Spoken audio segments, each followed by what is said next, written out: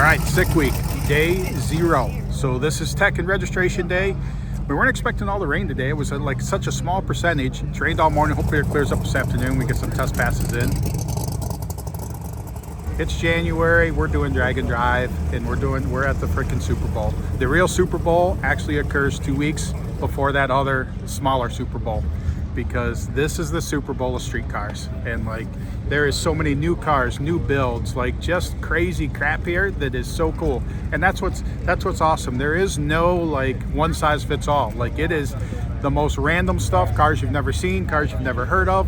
And I mean, there's very few duplicates. I mean, every car's an original, so it's not like going to your normal drag race where you just see a whole bunch of the same thing. Like, anything you can dream of. And the only bad part is you may have dreamt something up, and then you come here and then you're gonna see one and you're like, dang, I thought it was an original idea. Well, somebody else was as crazy as you and said, hey, I could make that into a fast street car. So just awesome. Roughly 100 cars got teched in early yesterday, and then we're in the VIP tech lane, which all the VIPs must have kind of came up at the same time, but that's all for a good cause. It goes to Bubba's Buddies, so $100 to get you the VIP pass. You can be over here. It's awesome.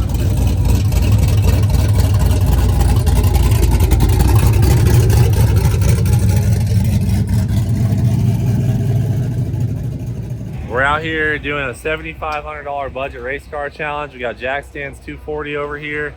We got my El Camino. We got the other guys on their way with one more car, and we're just gonna see who can run the fastest average with a total of $7,500 to be spent over the course of Sick Week. Easy. Should be good. Easy. And how did you find your gem of a ride? I bought this 73 El Camino with an LS swap with a turbo kit without the turbo. The guy didn't want to give up his turbo, so we paid $5,300 for it. Still ran and drove without the turbo, which is good. Just capped the oil line, and then we got here, just bought a turbo from Precision, a Reman 76 for $700. Put that on, and now we're ready to race. Well, I just bought it, so I have 7 days to register it, or 30, but it is insured, so I'm good. She's ready to go. And what do you know about this one? Ask James. James, you want to give a quick plug on your 240? Yeah, what do you got going? So I found me a nice 1990 Nissan 240. I already had the LS in there with the Power Glide trans brake, the whole gimmick, had the nitrous on it, carburetor. Spent $7 on my $7,500 budget, but I was able to wheel and deal some tires from Mickey Thompson Tires over here, so we're getting her all dialed in, and hopefully we can go 9s with this thing. So you don't have much budget left. I got $500, you know, that's $100 a day. We'll make it happen, you know? I like to tell people it's not how much money you got, it's about who you know. And if you can hustle through anything, you can end up with what you need to get through the week. That's true. And is the smack talk begun? Oh yeah, oh yeah. It's already started. It's been happening for weeks, but now it's here, it's happening now. So, you know, it's gonna be a good week. My name's Sean Umshot. I'm the What No Way guy, and I'm from Alberta, Canada. We drove down. It was about 5 days to get here. We did some touring on the way down, but we brought our 1971 four-door hardtop Chevelle.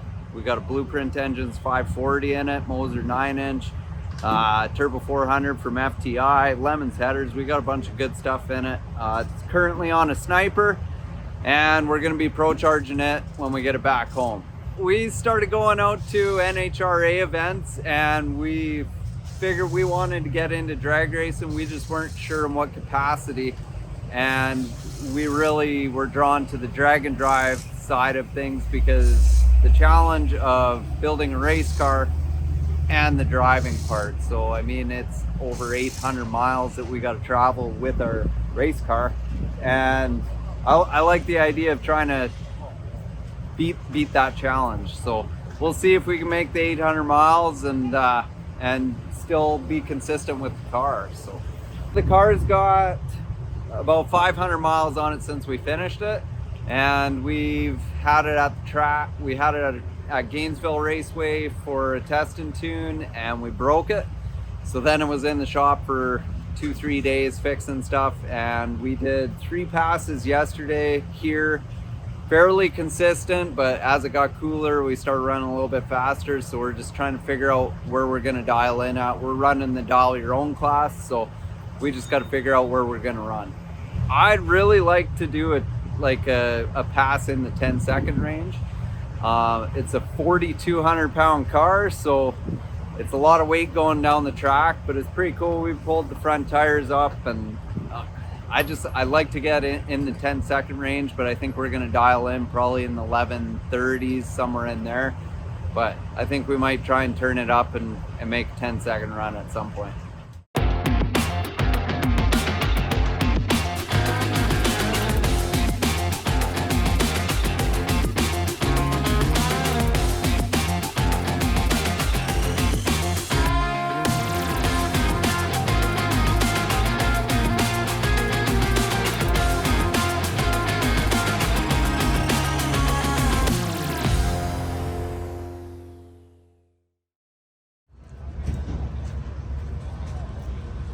Here's your head gasket for the driver's side.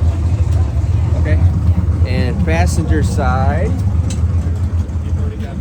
Last time you saw, last night, I thought, oh, it's only going to take a couple hours to get this thing all zipped back together. That's because I brought a brand new cylinder head.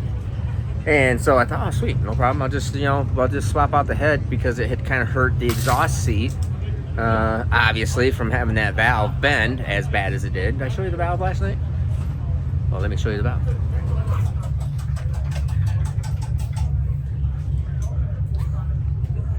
There you go. That looks better. Or maybe like that. Okay. Move it again. So anyways, I thought I was going to be able to use it, and because I was in a hurry and I just didn't take my time, I grabbed the wrong cylinder head. And the cylinder head is done. Fits in, is a brand new head, but it didn't have the fire rings in it. And I grabbed the wrong goddamn one. So I can't put the head on, even though it is perfect and brand new, because it doesn't have the hoops in it, so it would not seal. So it's like, okay, well, I started looking around, see if any shops could help us.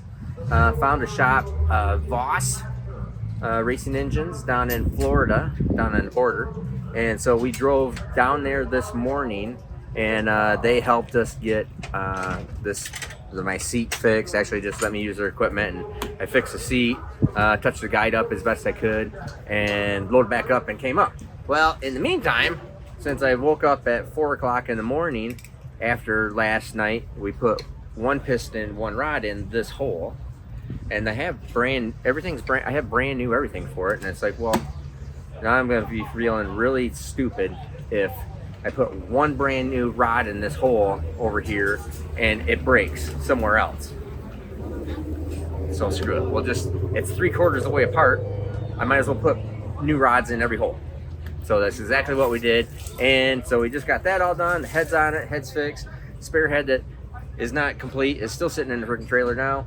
And we pushed this up into teched it, and now we're just putting it all back together. My name is Stefan Gustafsson.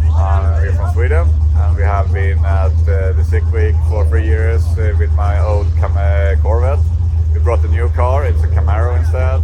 We put the whole drivetrain with the engine, transmission, converters, everything in from the Corvette. The Corvette was supposed to hang on my wall now, but I crashed it as soon as I got to Sweden. I licked my wounds, and we took out the engine really fast in like 2 days, sold the scrap, and put everything in this car instead. And we have been working on this car since late May. Shipped it over in September, went over to North Carolina where we got it in early November. I've been there 2 times now, like 20 days, worked on it at Customs by Brigham. And they did the final assembly when I was home taking care of my child. And now we're here. We have been testing at Bradenton. We're testing SGMP. Had found a lot of issues, so no full passes yet.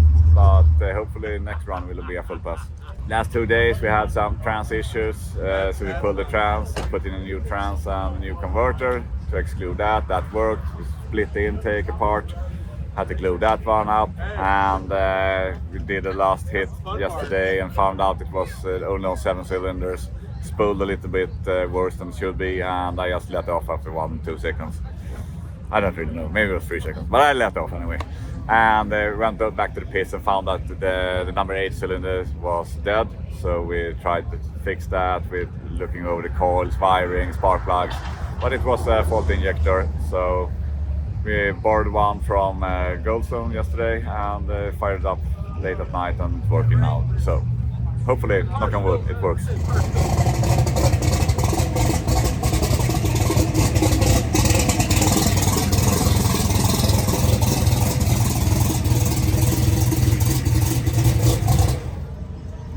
I'm Alan Thompson. I'm from Louisville, Kentucky. This is my 1980 Malibu. We call it Butterface. Everything obviously looks good, but its face. It's a big block with a single 118mm turbo. This is my first drag and drive. So granted, we're just hoping to be able to make the, well, really, I just want to make the first day because it's 330 miles. So it's the most driving I've ever done on this car. So we're very hoping just to make it to the next track, and then anything after that be a plus. But we're running rowdy radial because it's 8th mile and we've never ran quarter with this car, so we're just trying to get our way into stick week and drag and drive stuff, and I think it's the future of what I want to do with this car, and I'm excited.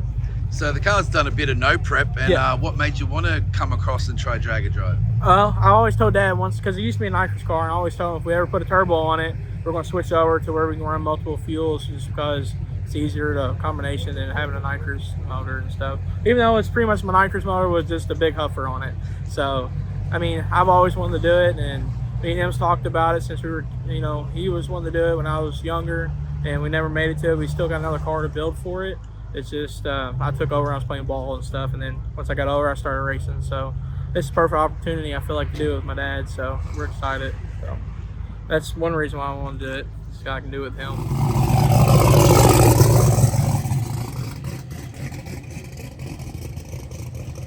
Zip the bag. Open, close, magnet. He's got, yeah, he actually bolted this sucker in this time. And with these little loops to make it substantial and to hold so it doesn't tear. So, yeah. And the magnet? And the magnet he put in, he's got a magnet in the fold over underneath. Put this over top, sealed, closed, tight.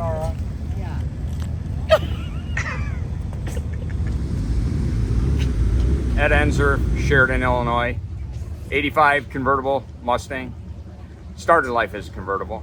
Cloth top, come off a couple times. Put a, I guess a carbon roof on it. But yeah, Fox body, nothing real special. Just genuine, you know, stock suspended, stock frame rails. Just regular Fox body, I guess. Same old Fox bodies nobody likes. Basically run on a 10-inch tire, trying to run a 28 or 29 and a half, depending on the track. Real good car, real good chassis. Can't say enough about it, to be honest with you. Hunt Racecraft out of Virginia built the car, and seems to work pretty good, no matter what combination we put in it. Basically, it's a 632-inch big block Chevy, and the thing about this car is it is a naturally aspirated car. It's not like 99% of the field out here with turbos, nitrous, superchargers. It's an NA deal. So the problem is with that comes, I'm driving it on the street, you know, 17-to-1 compression, you know, almost 500 pounds, 475 of spring pressure on it, inch 200 cam, big stuff to try to make live on the street. It's been 702. Yesterday it went in testing here, it went 707, I believe, at 201 and some change. So it's obviously got potential. We're fixing on, you know, changing the transmission out right now, get the gear ratio right for the front half of the racetrack. Because if it does the numbers to the front half, what it's doing in the back, it should come out, if all my math's right, to maybe a 699.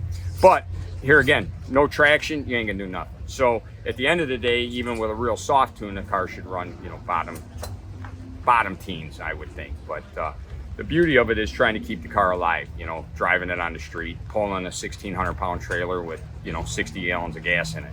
To be honest with you, if the car goes 699, I don't even care if it happens. When it happens, I'll be kind of done with the project. It's just, I'm getting to the end, kind of lost interest in it. Because to be honest, it's not the right thing to drag and drive. Let's just put it that way. Cut and dry, it's not the right thing to do. The right thing for drag and drive would probably be just hang some turbos on it and be done with it. I mean, a lot easier if I was running at 790s, 80s. You know, what I'm trying to do here, I mean, 201 miles an hour out of a freaking 10-inch tire Fox body. I mean, come on. So we'll play our cards, and whatever happens, to be honest with you. If it works, it works. If it don't, if it goes 7-0s, it goes 7-0s. If it goes 17s, it goes 17s. At the end of the day, it doesn't even matter.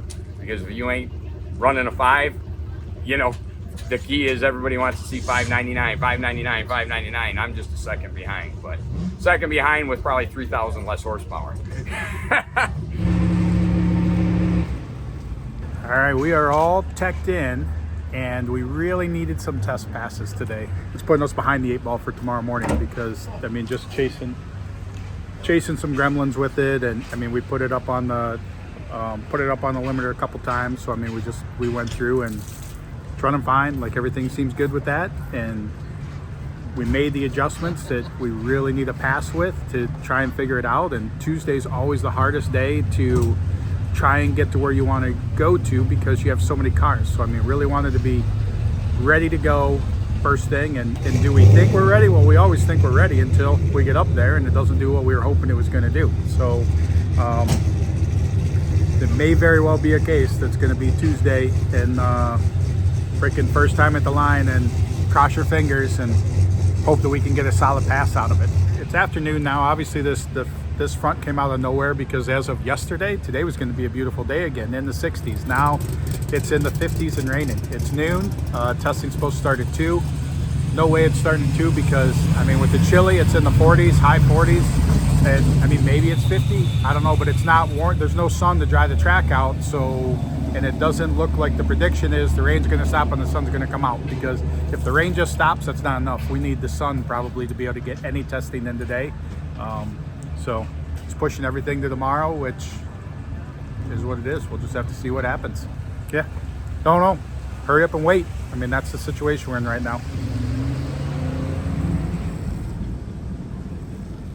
The other transmission came, we put it in this morning before it started raining, fired the car, spooled it. This transmission's a pretty close clone to the one that was in the car. Now, because of the rain today, we didn't get to run it and test it, but feel pretty comfortable because it's so close to the one that came out of it. It's not going to really cause any drama for us that I can foresee anyway. Naturally, we would like to run it, but not much anyone can do today. You know, we got a little more organized with our drive trailer and tool situation. You know, try to optimize some of the time that we have. Looked over the car some more, and that's it. Now we're just kind of, everyone's just waiting to get the party started. We stay pretty tested year round, so I feel fine going into tomorrow. The biggest factor really will be the track prep. So they've been running the tractors up and down the track all day to keep the water from getting under the rubber and peeling the rubber up so they don't have to scrape. So the decision probably will be made tonight or in the morning if they're going to scrape or not. So the track surface here tomorrow will not be a normal SGMP track surface, and there's 400 plus cars here that are going to be racing tomorrow. So you need to get your first pass in and good, because you may not get another one, and it's a late start. All right, sick week day 0 is over. The rain kind of washed out our whole plan to have C&D get some passes in. We needed passes in based on getting everything together last night. So we are going in blind to tomorrow morning. Drivers meeting, then hits the track. I mean, that's tech and everything went smooth. I mean, it was never a washout rain, but it was enough that we aren't racing rain. Good times, no racing today. Tomorrow, we hit it. So we're ready for it. Maybe. We'll see. I'll tell you after the first pass whether or not I was ready. We think we're ready. It'll be a good day.